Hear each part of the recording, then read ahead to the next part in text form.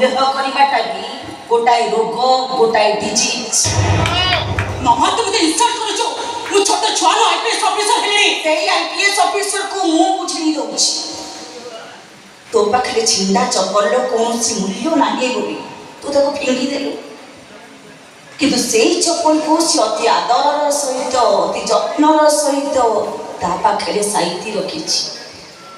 ତାକୁ ଚୋରି କୁହନ୍ତିନି ଭଉଣୀ, ତାକୁ କହନ୍ତି ସ୍ନେହ, ଶ୍ରଦ୍ଧା, ଭଲ ପାଇବା। ମୋତେ ଯାହା ଲାଗୁଛି ମମି, ବହୁ ଯାହା କହୁଛୁ ଏକଦମ ଠିକ କହୁଛୁ। ଖାଲି ତୁ ତାକୁ ଏତେ ଘୃଣା କରୁଛୁ, ଭର୍ସନା କରୁଛୁ, ଗାଳି ଦଉଛୁ, ମାଡ଼ ମାରୁଛୁ, ତାପରେ ବି ତୋ ଛିଣ୍ଡା ଚପଲକୁ ତା ପାଖରେ ସାଇତି ରଖି ସେ ପ୍ରମାଣ କରିଦେଲା ଯେ ସିଏ ତୋତେ କେତେ ଭଲ ପାଏ। ମ୍ୟାଡ଼ାମ ଥାନାକୁ ଫୋନ୍ କରିଥିଲେ? ହଁ ଫୋନ୍ କରିଥିଲି। ଏଇଟା ଆରେଷ୍ଟ କରି ଥାନାକୁ ନେଇଯାଅ, ପଛରେ ଯାଉଛି। Yes madam. ନା ତମେ ତାକୁ ଛୁଇଁ ପାରିବନି। ମ୍ୟାଡ଼ାମକୁ ଅର୍ଡ଼ର ଧରିବା ବାଧ୍ୟ ମ୍ୟାଡ଼ାମ। ତମ ସେ ମ୍ୟାଡମକୁ ପଚାର କୋଉ କାରଣ ପାଇଁ ସେ ତାଙ୍କୁ ଆରେଷ୍ଟ କରିବେ। ସେଇଟା ଗୋଟେ ଚୋର ଡକାୟତ। ସେଇଟା ଆମ ଘରୁ 6 ଲକ୍ଷ ଟଙ୍କା ଚୋରି କରି ଫେରାର ହେଇଯାଉଥିଲା। ତାର ପ୍ରମାଣ ମୁଁ ନିଜେ ଆଇ ମାଇସେଲ୍ଫ ଆଇପିଏସ୍ ସୁହାନି ପାଟଚୋସେ ଯାଇଛ କଣ ତା ହାତରେ ହ୍ୟାଣ୍ଡକପ୍ ପକେଇ ଘୋଷାଡ଼ି ଏଇଟା ଥାନାକୁ ନେଇଯାଅ। Yes madam. Just a minute. ସେ କୌଣସି ଟଙ୍କା ଏ ଘରୁ ଚୋରି କରିନାହାନ୍ତି, ତାର ପ୍ରମାଣ ମୁଁ ନିଜେ ଆଇ ମାଇସେଲ୍ଫ ନୀଳିମା ପାଟଚୋସେ। ମ୍ୟାଡ଼ାମ କହୁଛନ୍ତି ଆରେଷ୍ଟ କର, ମ୍ୟାଡ଼ାମ କହୁଛନ୍ତି ଛାଡ଼ି ଦିଅ। ମାମା ମୁଁ ବୁଝିପାରୁନି ତୁ କାହିଁକି ଲୋକଙ୍କୁ ସପୋର୍ଟ କରୁଛୁ। ମୁଁ ତ ନିଜେ ରେଡ୍ ହ୍ୟାଣ୍ଡେଡ୍ ଧରିଛି। ଆଖି ସାମ୍ନାରେ ସେ ଚୋରି କରିଥିଲା, ତା କଣ୍ଠ ଭିତରେ ପର୍ସ ବି ବାହାରିଲା, ତାପରେ ବି ତୁ କହୁଛୁ ସେ ଟଙ୍କା ତୁ ତାଙ୍କୁ ଫେରେଇ ଦେ, କାରଣ ସେ ଟଙ୍କା ତୋର ନୁହଁ ତାଙ୍କର। ମାମା ସେ ଟଙ୍କା ମୁଁ ତାଙ୍କୁ ରଖିବାକୁ ଦେଇଥିଲି। ତୁ ଏମିତି କ'ଣ କହୁଛୁ? ମୁନିର ଲୁଗାପଟା କିଣାକିଣି କରିବା ପାଇଁ ତମେ ତ ମୋତେ ନିଜେ କହିଥିଲ ଜଗନ ଭାଇଙ୍କ ସାଥିରେ ମାର୍କେଟ ଯିବା ପାଇଁ, ସେଇଥିପାଇଁ ଟଙ୍କାଟା ମୁଁ ରଖିବାକୁ ଦେଇଥିଲି। ମାମା ତୁ ଭୁଲ କହୁଛୁ। ତୁ ଭୁଲ ଭାବୁଛୁ ମୁନି, ତୁ ତାକୁ ସପୋର୍ଟ କରୁଛୁ। ତୁ ବି ତାଙ୍କୁ ସପୋର୍ଟ କର। ସେଟା ନିଜ ନୁହଁ, ତୁ ବି ମୋ ପର ନୁହଁ। ହେ ଭଗବାନ। ସବୁ ସେଇ ଭଗବାନଙ୍କ ଇଚ୍ଛାରେ ହଉଛି।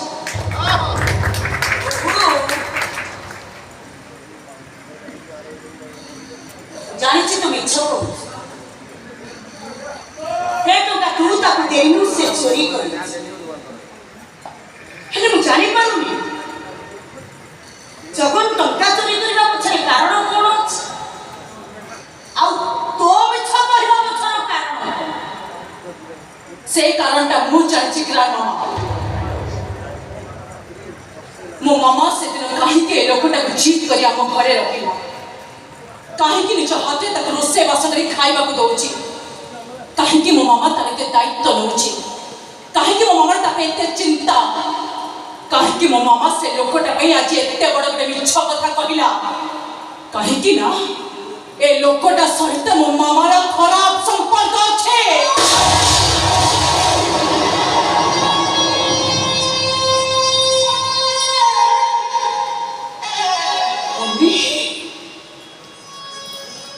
আলো সে পরা তোর বাপ এতে বড় কথা কহিବାକୁ তো জীবনে উঠিলা কেମିତି? କୋଉ ସନ୍ତାନକୁ ତା ମା ଚରିତ୍ରରେ ଦାଗ ଲଗାଇ ପାରେ? ଗୋଟେ ପୁରୁଷ ସହିତ ଗୋଟେ ନାରୀର ସେତିକି ନିବିଡ଼ ସମ୍ପର୍କ ନଥିଲେ ସେ କାହିଁକି ତା ପାଇଁ ଏତେ ବଡ଼ ମିଛ କଥା କହିବ? ତମେ ମୋତେ ବୁଝେଇ ଦିଅ ଗ୍ରାଣ୍ଡ ମାମା। ଗୋଟେ ସାଂଘାତିକ କ୍ରିମିନାଲକୁ ବଞ୍ଚେଇବାକୁ ଚାହିଁ ଯୋଉ ମା ନିଜ ଝିଅକୁ ପର କରି ଗୋଟେ ପରକୁ ନିଜର କରିପାରୁଛି, ତମେ ମୋତେ ବୁଝେଇ ଦିଅ ତା ସହିତ ମୋ ମାମାର କି ସମ୍ପର୍କ ଅଛି?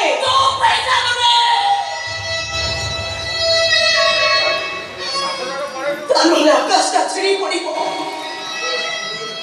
ସମୁଦ୍ର ବିଭାଗ ହେଇଯିବ, ଧରିତ୍ରୀ ରସାତଳକୁ ଚାଲିଯିବ। ହେ ଭଗବାନ, ମୋତେ ଆଜି ସବୁ କଣ ଶୁଣିବାକୁ ପଡୁଛି।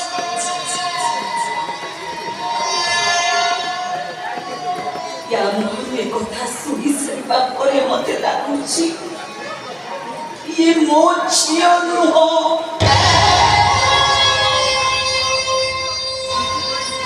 ଆଉ କାହାର ଉତ୍ତର। ମୁଁ ଆକୁ ଜନ୍ମ ଦେଇ এই কথাটা তুই ଟିକିଏ ପୂର୍ବରୁ ପ୍ରମାଣ କରିସାରିଛୁ ମାମା।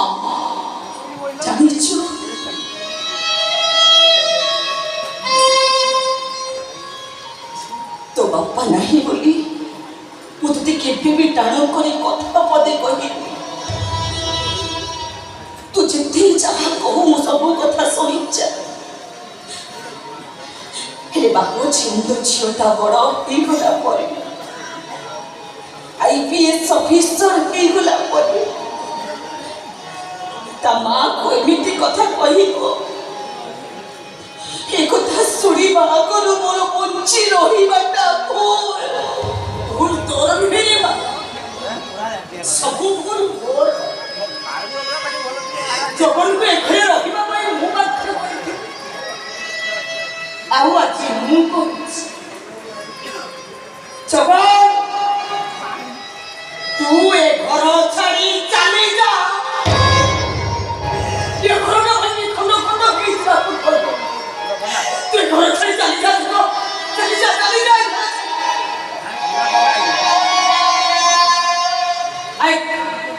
ରାମା କଣ କହିଲେ ଶୁଣିପାରିଲୁନି ଯିଏ ତତେ ଘରେ ଆଶ୍ରୟ ଦେଇଥିଲେ ସେ ନିଜେ କହିଲେ ଘର ଛାଡ଼ି ଚାଲିଯିବା ପାଇଁ ତା ଗୋଟାଏ ମୁହୂର୍ତ୍ତଠି ରହିଲେ ମୁଁ ସତ ସତ ପାଗଳି ହେଇଯିବି ଯେତେ ଶୀଘ୍ର ପାରୁଛୁ ମୋ ଆଖି ସାମ୍ନାରେ ଚାଲିଯା ବାହାରେ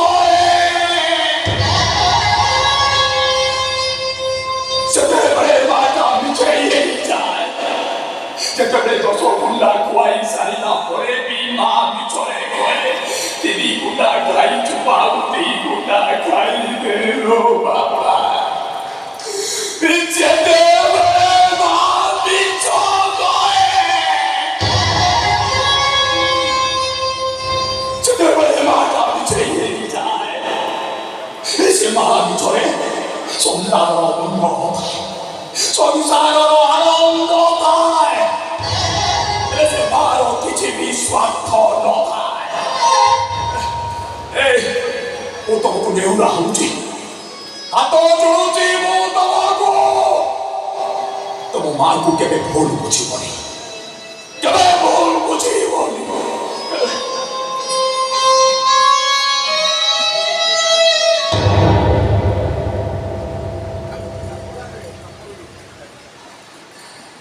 ଯିବାବେଳେ ଆଉ ଗୋଟେ ଜିନିଷ ନେବାକୁ ଅନୁମତି ମାଗିବି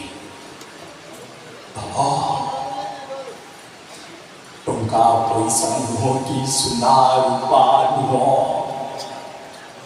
ଏ ପୁରୁଣା ଛିଡ଼ା ଚପଲ ହଳକ ନବା ପାଇଁ ମତେ ଅନୁମତି ଦିଅ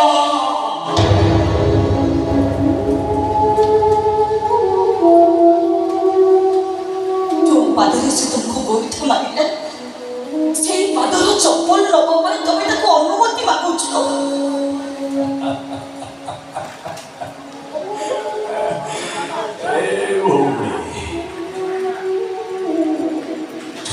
ହେଇଗଲି ଆଉ ଏ ଘରକୁ କେବେ ଆସିପାରିବି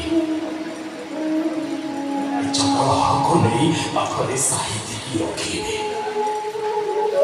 ଯେତେବେଳେ ମୋର ଏଇ ମାଙ୍କ କଥା ମନେ ପଡ଼ିବ ସେ ଚପଲକୁ ମୋ ଦି ହାତରେ ଧରି ମୋ ଦି କାନକୁ ମାରି ହେବି ମତେ ଲାଗିବ ମା ମୋ ପାଖରେ ଅଛନ୍ତି ତାଙ୍କ ମନ ଇଚ୍ଛା ମତେ ଚାପୁଡ଼ା ଗୋଇଠା ମାରୁଛନ୍ତି କିନ୍ତୁ ମା ଏ ପୁରୁଣା ଛିଡ଼ା ଚପଲ ହଳକ ନବା ପାଇଁ ମତେ ଅନୁମତି ଦିଅନ୍ତୁ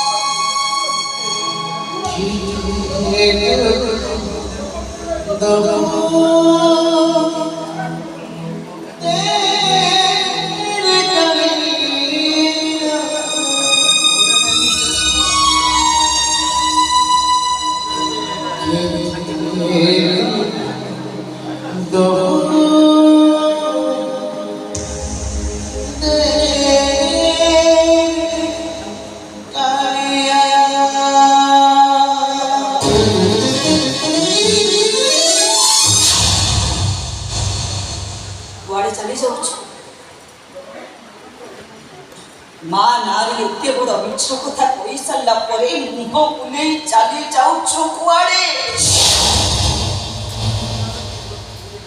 ସତ କଥାଟା ଦେଖି ଯା ମୁଁ ତମକୁ ଭାଇ ବୋଲି ଡାକିଥିଲି ତାର ପ୍ରମାଣ ମୁଁ ଆଜି ଧନୀ ଆଗରେ ଦବାକୁ ଚାହେଁ ହାତ ଦେଖାଅ